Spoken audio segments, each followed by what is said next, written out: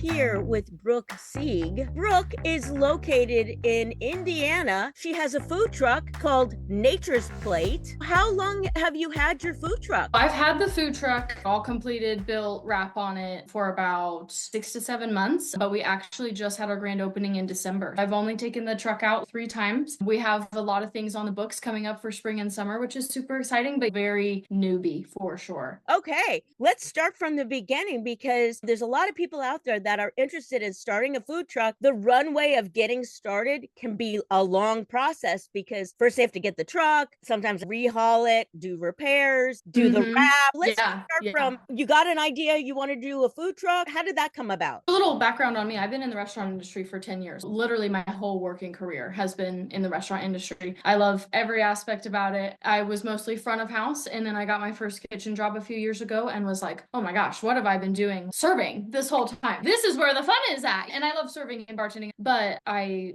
got my hands in the kitchen and I was like, oh, okay, this is where I'm supposed to be. I've always cooked at home since becoming vegan and living in Indiana. I was like, there's nowhere to eat. We're cooking 3 meals a day, 7 days a week, and it just got exhausting. I was like, I want there to be somewhere to eat. I've always thought that it'd be super cool to own a restaurant as well. But a brick and mortar that's a way overhead costs, need employees kind of thing. Yeah. So I was like, let me dip my toe in this for the food truck and just see how it goes and how well it's received. That was the beginning idea. There's this great organization out of Terre Haute, Indiana that offers business advisors for free for starting entrepreneurs. So I got with one of their guys, Dave. He's great. He was insurmountable to the success of the beginning of this. I wrote a business plan that took about a year. It was more than I thought. It was financial forecasts and how do you pitch this to a bank and how do you get people to give you money? It was a lot, but I learned so much and I'm so grateful for that process. There's places like the Small Business Association that has free resources. Oftentimes they have workshops and stuff. With the business plan, people need a business plan if they want to get a loan or a grant. It's not like you have to have a business plan, but I always recommend to think about those pieces because even though it takes a lot of time, there's things that people never even consider when they're starting a business. When you go through that process, it forces you to think about, oh, yeah, my competition. Oh, wait, the target market. How am I going to do marketing? How much is it all going to cost? Yes. Like, that's the main thing. If I would have just jumped in and bought a truck, there's no way that we would be out and doing events. There's so much we thought about beforehand. Did you use software to make the business plan? My business advisor, he had a software. I just gave him all of the numbers for everything, did all the research, gave him all the numbers, and he plugged them into the software and it made this beautiful financial forecast thing. That was great. I didn't have to learn anything like that because I'm not very tech savvy. The rest of it was just a Word doc, just writing paragraphs and paragraphs. That's pretty accessible to everybody. Did you have to use this business plan for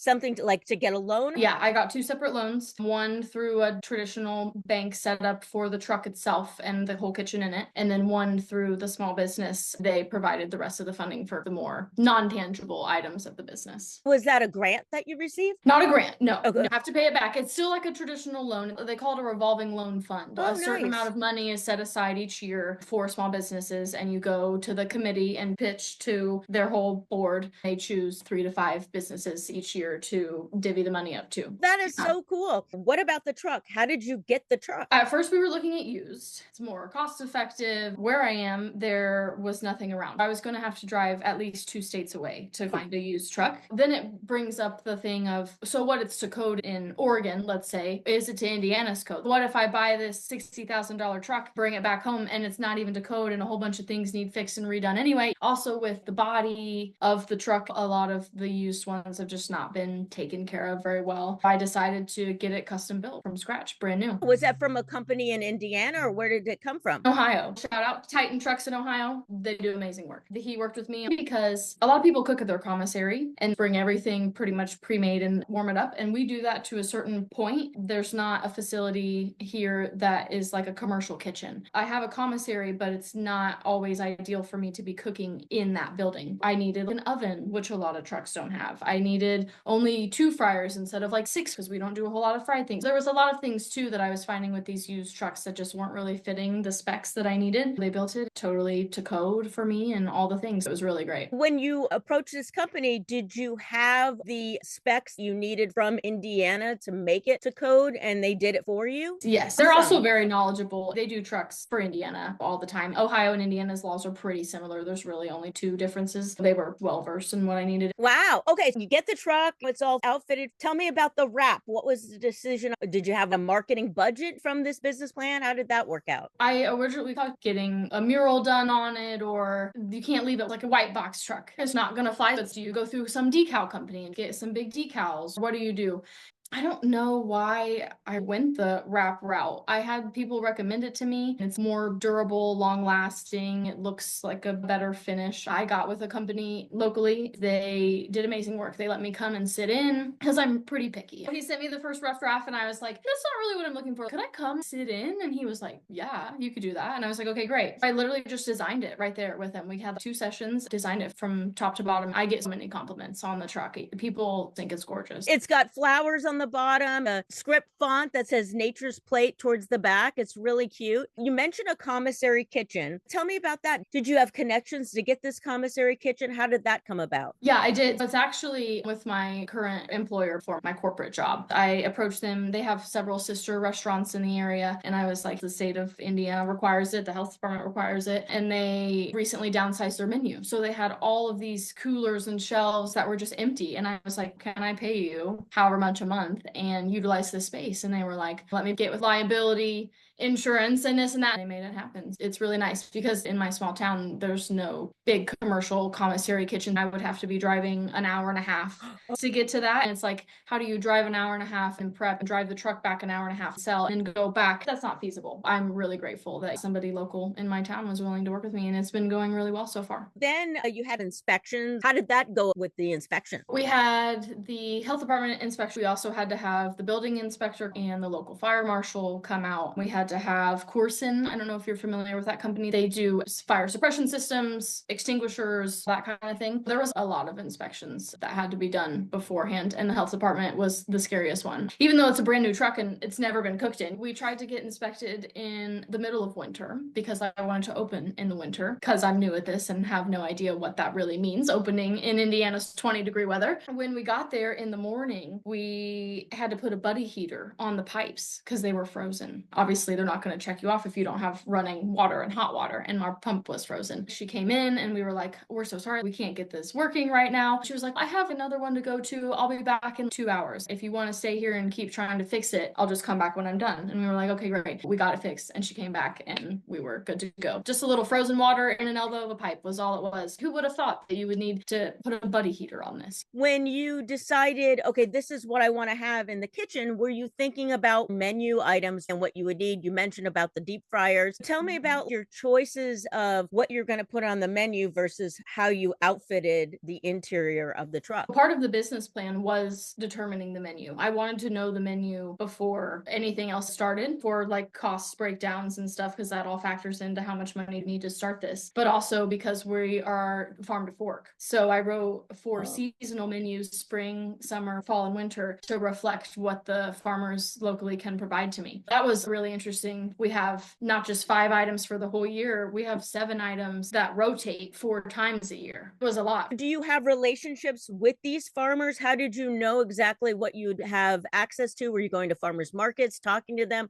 How did that come about? I got tired of all the corporate job things. I was like, I need to go do something else. I grew up rural in the country. I'm a country girl at heart. I went to work on a produce farm for 8 months. I had been in the kitchen and restaurants for so long, it just dinged one day and I was like, you need to go figure out the back end of this. How are they grown? How do they get to the kitchen? That was an amazing experience. I miss it every single day. It was the hardest job I've ever had. It was the most manual labor job I've ever had. I was the strongest I've ever been. It was just so fun. Just get your hands in the dirt. After that, I realized how many more farms there are locally to me than I had originally realized. Wow. I didn't realize that we had so many produce farms within a 10-minute drive from where I live. I just started reaching out before the business plan was done. Hey, is this something something you would be interested in doing? I'm trying to do this and this. When you have this idea, to you, it's reality. To you, it's already happened and it's done. To everyone else, they just see a bunch of what ifs and what's the date for this. It was hard to convince people at the beginning to listen and to give me a chance. But once they see the physical truck and that this is a thing, they're like, oh yeah, we'd love to be a part of that. It's not as easy as I thought, but still easy for sure. Because my whole thing is about fostering community and keeping the money in the community. So the local farmers are like, yes, we would love to do that with you. It's been really exciting. This in itself is part of your unique selling proposition. You're going to use local farmers, building this local community. That gives people a reason, not only for the food, but to support the local community by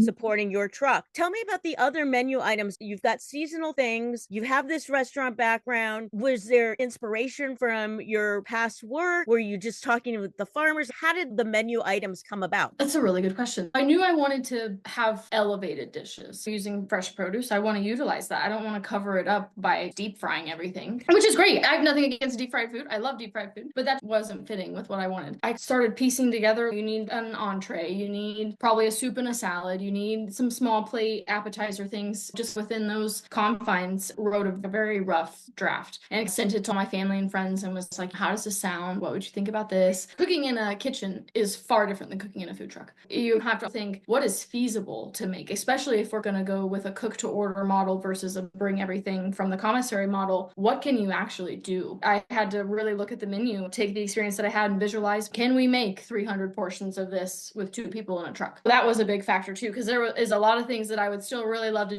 do that just aren't quite feasible yet. And once we had the set menu, I made everything from top to bottom and had the big party and had a lot of people try it and get feedback from them. That was how the menu was born. Food costs are something that is unpredictable. It can go up and down. If there's some crazy thing that happens with crops, the price of something might skyrocket. Having tariffs, you just never know. Menu prices, you can change them, obviously, but were you looking at certain stable items that you knew you'd be able to get, or were they more unique to your area and that time of season? How were you building the menu? A little bit of both. I was thinking about what can grow in a hoop house, if you're familiar with that term. It's basically an unheated greenhouse. It's like steel beams with tarp over it. It lets the sunlight in, but it's not technically a greenhouse because it's not heated. What can grow in there almost year round? Lettuces, almost your whole brassica family. Things like carrots. I got my last round of carrots from my farmers in December. What can grow year round while I'm trying to find farmers who have greenhouses that can actually grow tomatoes year round. And then, like you said, with the specialty items, I do want to introduce the people in my community to foods that they've not really seen before. We use a salad turnip, which is a delicious white in the turnip family, but doesn't taste anything like it. It's sweet, it's crisp. We put that on our salads. People have been like, I've never heard of this thing. It's amazing. Like, where can I get it? And I'm like, your local farmer right down there. I wanted to do a mix of both, introduce people to new things while also being conscious of what is readily available, what grows well here. We're doing a corn chowder in the summer because Indiana is corn galore. Most of it's feed corn, but sweet corn grows really well here. Thinking about things like where we're based. So like things like that. Yeah. The pricing with the farmers, is that something that you've worked out? Is it standard pricing? How does that work with them? They offer me a wholesale price, except for some of those specialty things. I've specifically requested them to grow. Another cool thing, a lot of the farms, they're just small mom and pop, not big corporations. They're like, we have an extra bed over here. Is there anything you want us to grow? And I'm like, oh, absolutely. Here's a whole list. Could you make 2 more beds actually?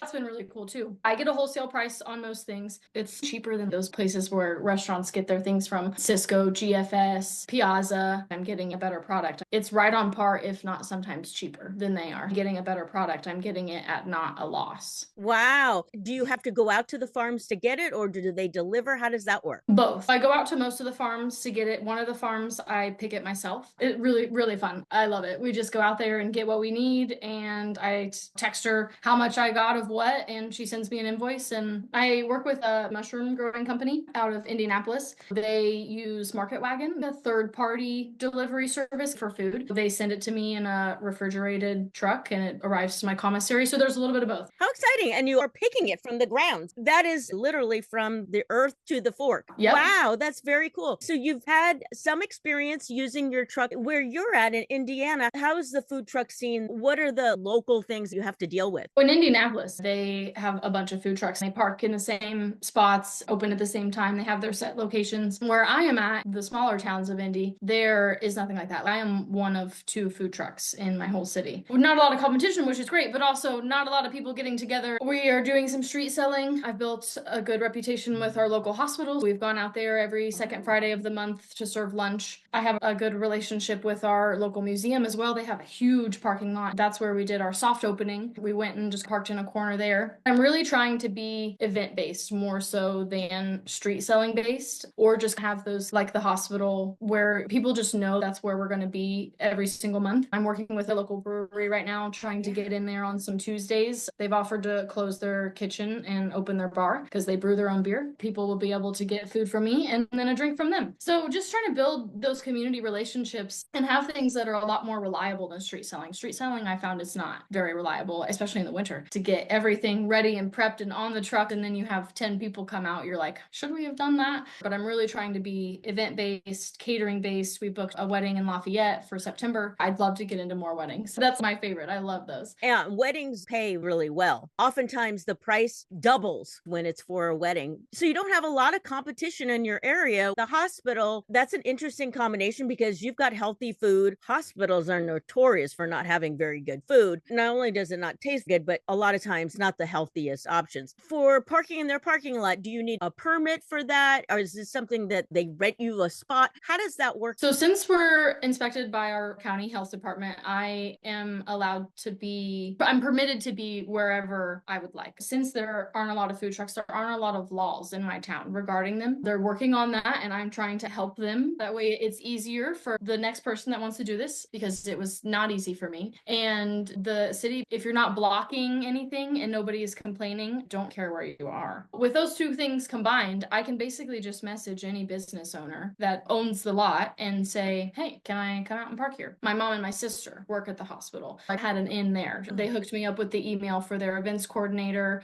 I corresponded with her for a little bit. She thought it was a really cool idea. We said, let's try it out and see how it goes. And it went really well. So we came back out for a second time, and we'll be out next month again as well. Having this captive audience is so important. I remember I was working at this one office years ago where there wasn't a whole lot of places around, but there was a tamale cart that would come around. They would blast out to all the different offices and let them know, like, on Tuesday, we're going to be in the area. It would have like a line around the block because people get bored with their options. It was like, get over there before they're out of the vegan tamales. She did that for me too. She did like an email blast. They employ like over 400 people. There's a lot of opportunity. Conferences, any place where there's people stuck in a location, there's all kinds of opportunities. Thinking outside the box on what you can do, not having a whole lot of competition in your town is awesome. The fact you're going to be able to have some major input on how food trucks are handled in the future in your community. When it comes to the menu, you've got all this farm fresh stuff. How did you decide on your pricing? I'm sure you worked that out as part of your business plan. How did you figure that out? Were you looking at the proportions? How did that work? I broke everything down, like you're saying, portion wise at first. You buy one head of cabbage at this price. How many portions do you get out of this head of cabbage? So that was the first step. The next step was to figure out, once you have the portion of the one item, then the portion of all of the items in that dish. So then how many portions are you getting from that dish? So that's the second step. And then once you figure that out, you just do your typical 3% markup for the restaurant industry. Make sure the number looks nice too. You can't just be, that's the 3% markup, so that's what it is. You want to aim for that. But if the 3% markup on your hummus is dollars, who's paying $12 for a cup of hummus? Who's paying $12? Especially in my town, like in Colorado, maybe you could get away with that. Not here. It's about looking at how does the number look. If I was the customer, how would I feel when I saw that? And do I feel like the portions we're giving is equal to match the price? Because you don't want to feel like you're shorting people or not giving them what they paid for. We're pretty much the typical 3% markup, but some of the numbers I've gone a little up or a little down depending on how much labor needs to go into this, or is this an easier thing that I can charge less for and it'll be okay. You mentioned cabbage. Are you looking at integrating, like, can I utilize this cabbage into other recipes? How does that work when you're building this menu? I definitely build the menu with that in mind. What can you use across multiple dishes? Some are like, this is only for this dish, but it's definitely easier, like you're saying, the numbers stretch further when you have the one head of cabbage going into 3 different things. That's important, but it wasn't on the forefront of my mind mind. I wanted the menu to be what I wanted the menu to be, and I didn't care if we were only using strawberries for one item. Strawberries are something that at least you can take home and eat. Yeah. Okay, you have the menu. What is the turnaround time to make this stuff? Have you found some surprises like, oh, maybe we shouldn't be doing this because this takes a lot longer than I expected? For our grand opening, our ticket times were pretty long because we did a ribbon cutting ceremony and everybody was there all at once. We had 40 people lined up at the same time. Those tickets were not as good as I was hoping for the volume at once. We learned we can't be as cook to order as I would like. We are not a brick and mortar restaurant. We are on wheels and it is small and there are two of us. What can alleviate that? Having somebody run the register is crucial because there's no way I can be cooking and running the register, especially at a time when it's just person after person in line. If it was sporadic here and there, sure, maybe I could do it. Somebody running the register, I realized was going to be crucial. I wasn't planning on hiring anybody for the first year at least. We did our first event and I was like, oh, that's not going to work. That was a learning curve. Some items like a tempeh Reuben, trying to cook all of those on the flat top at once and store them hot, not as ideal as cooking 3 orders at a time and storing them hot. So we thought, oh, we'll be on the ball and pre-prep all this stuff. And then it's no, actually it's just drying out in the warmer and we're having to spoon more broth over it. Kind of a backwards learning, like maybe you don't need to cook as much right off the bat. The more you go out, you learn something new every single time. There are challenges with the water pipes freezing that I thought we had handled and figured out. We went out the last time and they were not handled and figured out. Some mistakes you have to make twice. I don't like to make a mistake more than once, but if it's twice, it won't be 3 times. You don't know until you try it. There's no amount of preparing and researching that will prepare you for when you're actually in the weeds. It's just a matter of being willing to learn from the experience and go with the flow. What about your payment systems? How did you make the decision of which POS to use? We're using Toast, which is a pretty big investment when you compare it to like Square or Clover, or obviously just your old school writing it down on a ticket and handing it to the kitchen. I decided to go with Toast from my experience in the restaurant industry. If your POS system works smoothly and you can have 24/7 customer support, there's no amount of money that will give you that peace of mind. I don't care that I'm spending more on this versus Square. Square goes down all the time and people are always complaining about it. They have a lot of really cool back of house stuff too. I can do my to-go ordering on my website through them. They run analytics and tell me the busiest days are and the busiest hours, how much were credit card sales, and break it down by Visa, MasterCard. They keep a concise list that's easy for my accountant. I can just send and not worry about it. That's why we decided to go with Toast. I really like their small terminals. We have the big kiosk in the truck my person takes the order on, and then a smaller terminal outside of the truck with a tap to pay. People can look as she's ringing it up and make sure things are right. It has our logo on it. The truck is so high. People are really low. They can tap to pay. There's no need for trying to reach your cart up to the window and then reach it back down. It's been really efficient. There are kitchen printers and ticket printers as well. We have them set up. One's directly to the kitchen. We hang the ticket up on the line. One is for the register if they need their receipt printed, or for drinks, I send all of the drinks to that printer instead of the kitchen printer so it doesn't clutter that one. They're just really flexible and really customizable. What excites me is the analytics. You can look at that quickly and know all of the details that are important. A piece of software like that is amazing. Before we wrap up, tell us all the things where they can locate you. Instagram, Nature's Plate LLC, Facebook, Nature's Plate Vegan Food Truck, website, naturesplate.com. You'll see the truck, you'll know it's us. We have some exciting things planned for the summer. Local farmers markets, some local First Fridays. Every first Friday of the month, we close down the courthouse square and they bring bands out and we'll be there. Doing the wedding in September, local fairgrounds, the Indie Tattoo Expo in Hendricks County. We're going to be everywhere. Are you going out and finding these events, or are they coming to you? A lot of them have come to me, which has been surprising and really nice because it's a lot less work on my end. I've just made some really good connections and people in my town have been sharing my stuff like crazy. They have really good connections. I've been approached by the last 4 events. That's super exciting. Congratulations. You've got a wonderful business and you started with a business plan, which I think made all the difference. Thank you for having me. This was super fun.